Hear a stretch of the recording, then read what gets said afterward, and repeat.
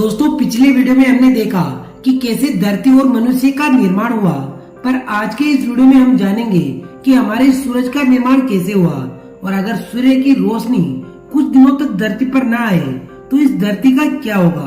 तो बने रहिए आप हमारे साथ और हम आपको ले चलते हैं आज से करोड़ों साल पहले।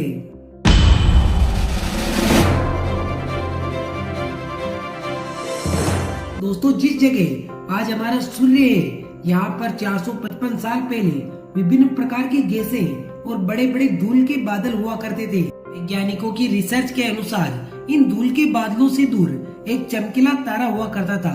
धीरे धीरे वक्त बीतता रहा और वक्त के साथ साथ इस तारे की ऊर्जा भी कम होती रही। लगातार ऊर्जा के कम होने से इस तारे में भयंकर विस्फोट हुआ और इस भारी विस्फोट की वजह से अंतरिक्ष की धूल आपस में दबने लगी। इस बीच बादलों में स्थित धूल के कण दबाव और गर्मी की वजह से बड़े बड़े उल्का पिंडों में परिवर्तित होने लगे और दोस्तों इस भयंकर दबाव की वजह से इन बादलों में स्थित रेडियो एक्टिव पदार्थ ने ग्रेविटी का निर्माण किया और दोस्तों इसी ग्रेविटी के कारण हीलियम और हाइड्रोजन गैस बीच में एक जगह पर इकट्ठा होने लगी।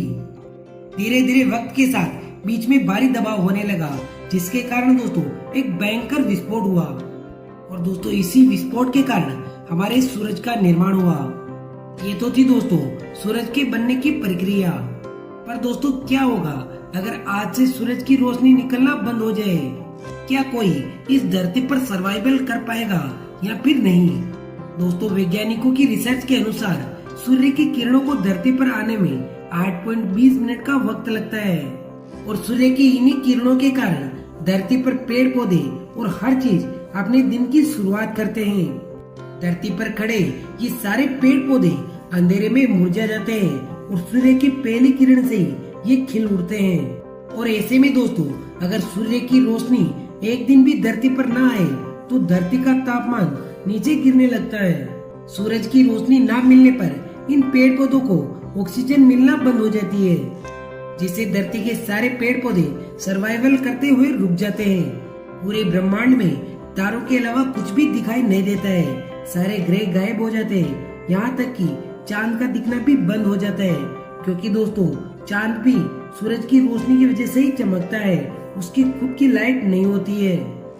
पूरे एक दिन अगर सूरज की रोशनी नहीं निकले तो धरती का टेम्परेचर गिरने लगता है। पर दोस्तों धरती के अंदर की गर्मी के कारण वो कुछ दिनों तक अच्छी खासी गर्म रह सकती है।